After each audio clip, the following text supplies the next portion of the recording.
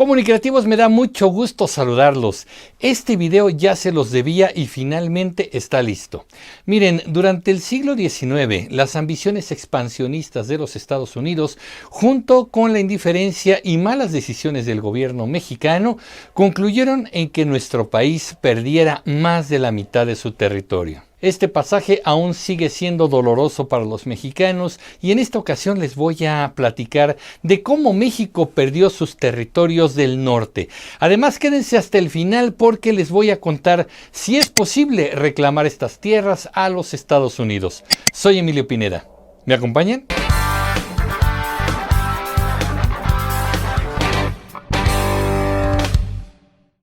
El siglo XIX, el de los años 1800, fue decisivo para la configuración de muchos países de Europa y desde luego de América.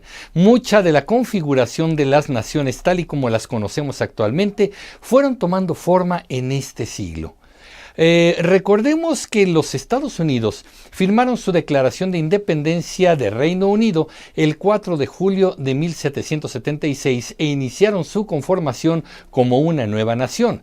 Si bien México inició su lucha de independencia de España el 16 de septiembre de 1810, fue hasta el 28 de diciembre de 1821 que se firmó el Acta de Independencia del Imperio Mexicano, porque sí, comunicativos, México inició su vida independiente como un imperio encabezado por Agustín de Iturbide, imperio que, por cierto, duró muy poco. Bueno, pues en el siglo XIX los Estados Unidos trabajaron intensamente por expandir su nación a todos los territorios posibles y así intentó hacerse de las tierras que hoy conocemos como Canadá.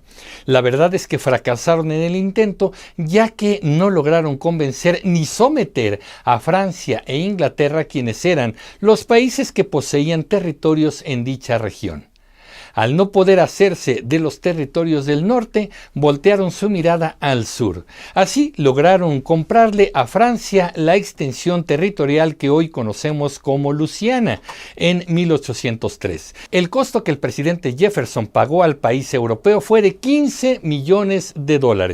En 1810, mientras México iniciaba su lucha por la independencia, el presidente estadounidense James Madison declaró la parte oeste de la Florida como posesión de los Estados Unidos. Este mandatario aprovechó que este territorio había proclamado recientemente su independencia de España. Para completar la operación, en 1819, España y Estados Unidos firmaron el Tratado Adams-Onís, mediante el cual España cedía la parte de la Florida Oriental. Mientras los Estados Unidos seguían con sus planes de expansión, México estaba más ocupado con su lucha independentista y demás conflictos, además internos, que le impedían poner atención a todos sus territorios a lo largo del país. Ahí es donde se le ocurre a México reforzar su frontera norte, casi despoblada, y entonces empieza a permitir que familias estadounidenses se asentaran en los territorios de Texas para poblar la zona. Los nuevos colonos eran anglosajones, prácticamente no hablaban español y eran protestantes. Ya para 1830 la mayoría de pobladores de Texas eran de origen anglosajón y ejercían usos y costumbres estadounidenses, como el caso de la esclavitud, a la cual México por supuesto se oponía. Pronto fueron surgiendo diferencias importantes entre el gobierno mexicano y los pobladores tejanos. En 1834 en México surgieron los conflictos entre centralistas y partidarios de la República Federal.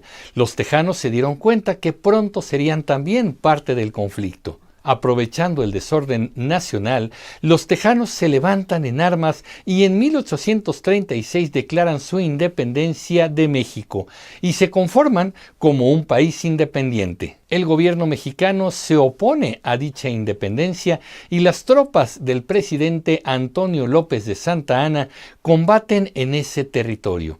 El propio Santa Anna encabezó la lucha. Pronto el ejército mexicano es derrotado en San Jacinto mientras las tropas descansaban, ya que Santa Anna no supo ubicar la posición del enemigo y les ordenó a sus tropas un descanso. A las 4:30 de la tarde del 20 de abril de 1836, 1900 tejanos al mando del general Samuel Houston llegan por sorpresa y atacan a los soldados mexicanos. Santa Anna, el presidente de México, logra escapar sin su caballo y disfrazado. En su huida es apresado y presentado a los generales tejanos. El presidente Santa Anna decide salvar su vida y recuperar su libertad. A cambio, firma el reconocimiento de la independencia de Texas, al mismo tiempo que envía cartas a sus generales para notificarles tal situación.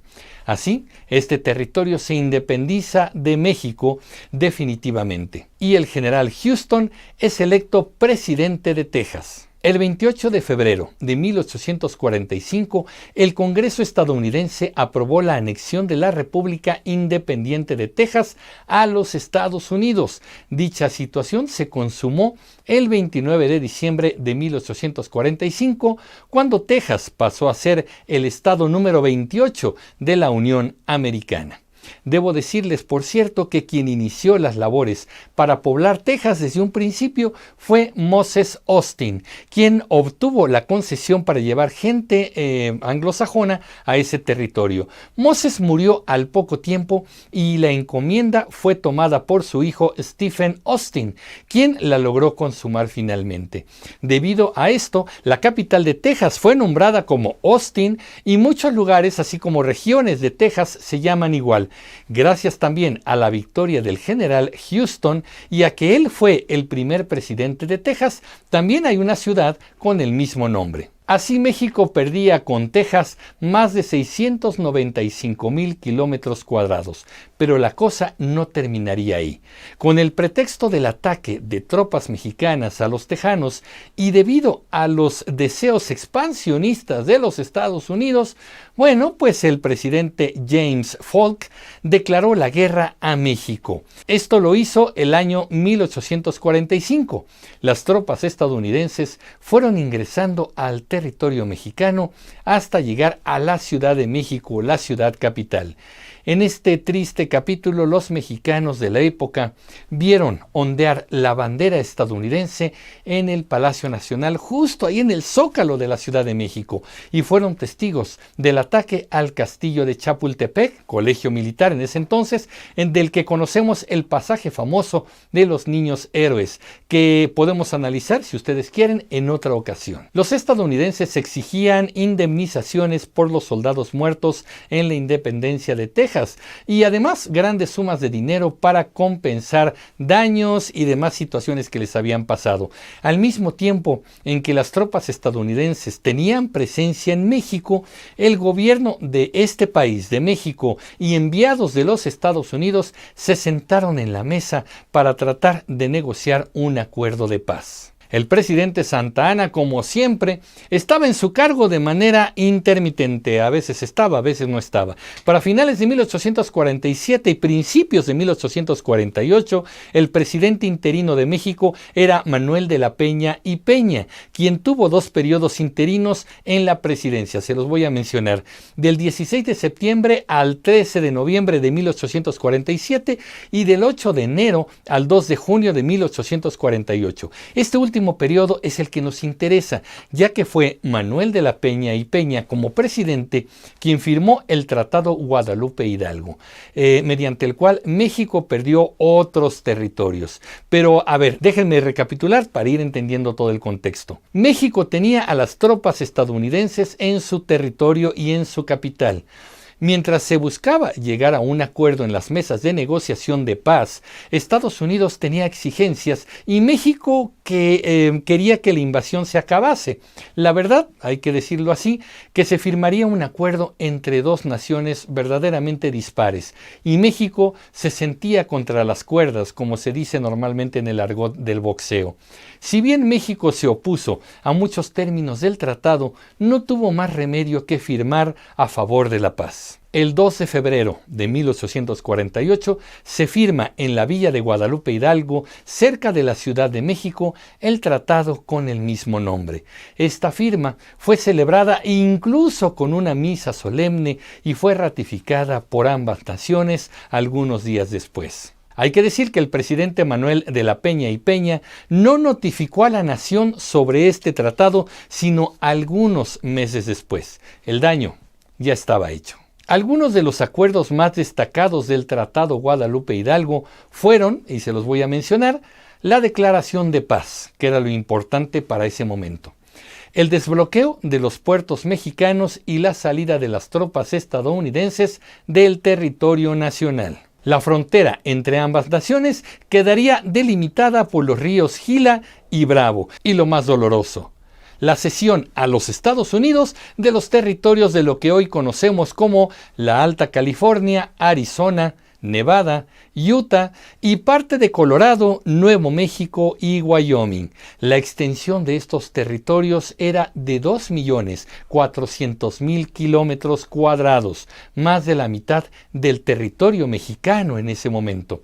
Triste, en verdad. A cambio de estas tierras, los Estados Unidos pagarían a México la cantidad de $15.100.000 en 3 pagos además. Pero bueno, aún hay más que decirles. En 1853, Estados Unidos intenta comprar una región al sur de Phoenix, conocida como La Mesilla.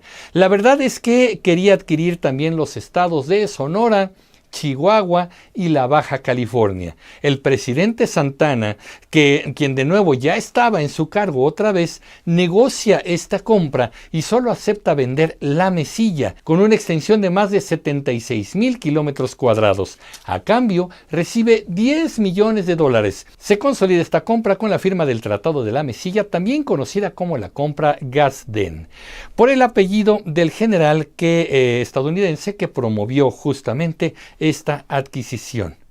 Bueno, pero ¿y qué fue de los $10 millones? El Congreso de los Estados Unidos aceptó enviar a México solo $7 millones.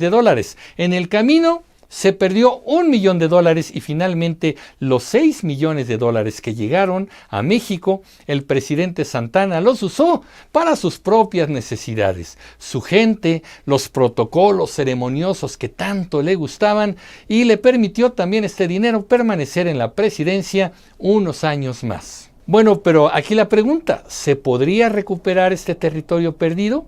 Fíjense que en 2017 el abogado Guillermo Hamdan Castro promovió una demanda de nulidad del Tratado Guadalupe Hidalgo ante el Tribunal Internacional de La Haya, argumentando que la firma de dicho tratado fue en una situación desigual y México fue obligado a firmar. Nunca lo hizo con libertad. El abogado dice que esto equivale a que un delincuente se meta a tu casa y con una pistola en la mano te obligue a firmar las escrituras de tu casa a su favor.